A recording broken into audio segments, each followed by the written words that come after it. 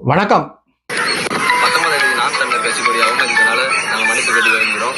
இனி வர காலத்தில் எந்த ஒரு கட்சி கொடியும் அவமதிக்க மாட்டோம். அண்ணன் சீமான் அவர்களுக்கும் உலக தமிழ் மத அனைவர்களுக்கும் எங்களுக்கு மன்னிப்பு நாம் தமிழர் கட்சி கொடியை அவமதிக்கனால் நாங்கள் மன்னிப்பு கட்டி வருகிறோம். தமிழ் தற்கூரிகள் யாருன்னு உங்களுக்கு தெரியுதா?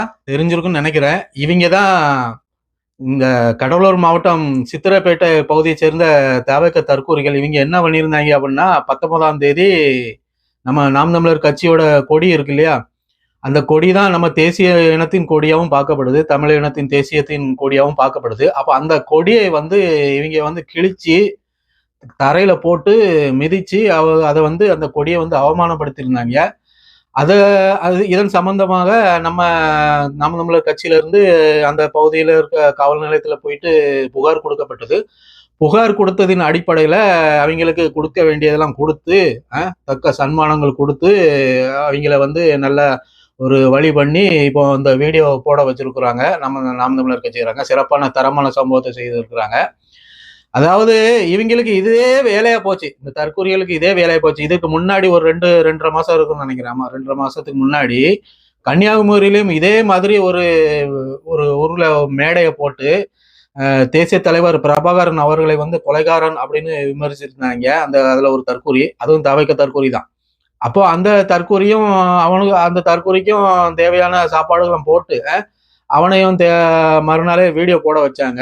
அவனை மன்னிப்பு கேட்டு வீடியோ போட்டாப்புல, நான் தெரியாம பேசிட்டேன், இந்த மாதிரி பேசுனது தப்பு தான் அப்படின்ட்டு. இப்போ இந்த தவைக்க தற்கூரிகள் இப்போ வீடியோ போட்டிருக்குது. என்னன்னா, தெரியாம பேசிட்டோம், தெரியாம பண்ணிட்டோம், அண்ணன் சீமான் அவர்கள் அவர்களுடைய கட்சி கொடியை நாங்க அவமதித்தது தப்பு தான், தேசிய இனத்தின் கொடியை அவமதித்தது தப்பு தான், தமிழ் தாய் வாழ்க, தமிழர் பிரபாகரன் வாழ்க, அப்படி இப்படின்ட்டு இப்போ பேசியிருக்கிறாங்க. ஏன்டா உங்களுக்கு இந்த தேவையில்லாத வேலை? நீங்க உங்க தமிழக வெற்றி கழகத்தின் கொடி நினைச்சிட்டீங்களாடா? இந்த புலிக்கொடி, ஒரு புலிக்கொடிங்கிறது ஒரு தமிழ் தேசிய இனத்தின் கொடி மட்டும் அல்லடா. இந்த புலிக்கொடி எங்களுக்கு ஒரு உயிரா பார்க்கப்படுது, புரியுதா? நாம் தமிழர் கட்சியினருக்கும் தமிழ் தேசியத்தை நேசிப்பவர்களுக்கும் உயிரா பார்க்கப்படுது. பிறந்த குழந்தைய அந்த தாயின் சேலையில கூட வாங்க மாட்டாங்க. அந்த தேசிய கொடி, நம்ம புலிக்கொடி இருக்கு இல்லையா, அந்த புலிக்கொடியில தான் பிறந்த குழந்தைய ஏந்தி வாங்குவாங்க. அந்த மாதிரி உயிராக நேசிக்கக்கூடிய ஒரு கொடிய, உயிருக்கும் மேலாக நேசிக்கக்கூடிய ஒரு கொடிய நீங்க தரையில போட்டு காலை போட்டு மிதிச்சீங்கன்னா உங்களை சும்மா விட்டுருவாங்களா? என்னடா நினைச்சிருக்கீங்க நீங்க? தேவையில்லாத வேலைகள் பாக்குறதும் அப்புறம் மன்னிப்பு கேட்கறதும். உங்களுக்கு மண்டையில என்னைக்குதான் அறிவு வரும் அப்படிங்கிறதே தெரியல. 4ஆம் தேதி இது ஆட்சி அதிகாரம் நம்மகிட்ட கையில இல்லை, அதனால இதோட நீங்க போயிட்டீங்க. ஆட்சி அதிகாரம் நாம் தமிழர் கட்சி கையில இருந்துன்னா உங்களோட நிலைமை வேற மாதிரிதான் போயிருக்கும், சரியா? அப்ப இவங்க தாவேக தற்கூரிகள் அவங்களுக்குள்ளே அவங்க உலகமே வேற. அவங்களே இப்போ என்னன்னா, விஜய் முதலமைச்சரா, புஷி ஆனந்த் போக்குவரத்துறை அமைச்சரா, அப்படி இப்படின்ட்டு அவங்களுக்குள்ளே ஒரு செட்டப்பாட்டு யார் யாருக்கு எந்த பதவி அப்படின்ட்டு ஒரு தீர்மானம் பண்ணி அவங்களே ஒரு கொண்டாட்டத்தை கொண்டாடிட்டு இருக்கிறாங்க.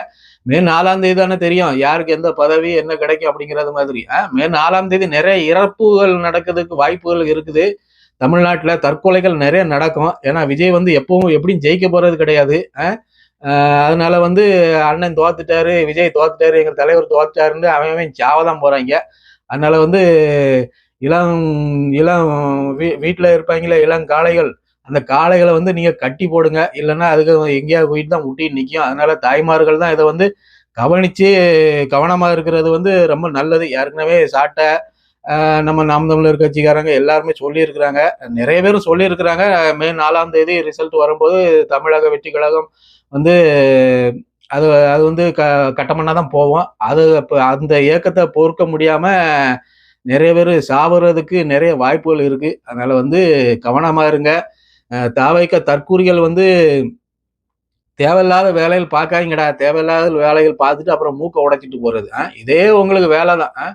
மே 4ஆம் தேதி அண்ணன் சீமான் அவர்கள் அரியணை ஏறுவது உறுதியாட்டு தான் இருக்குது. நிறைய செய்திகள் நமக்கு அப்படிதான் வந்துட்டு இருக்குது. உறுதிதான், 100% உறுதி தான். அதுன்னு உறுதியாட்டு இது இருக்குது. அப்ப சட்டமன்றத்துல போவாரு, தெறிக்கி விடுவாரு. மே 4ஆம் தேதி சம்பவம் இருக்குது. இணைந்திருங்கள். மீண்டும் ஒரு காணொலியில் சந்திக்கலாம். நன்றி, வணக்கம்.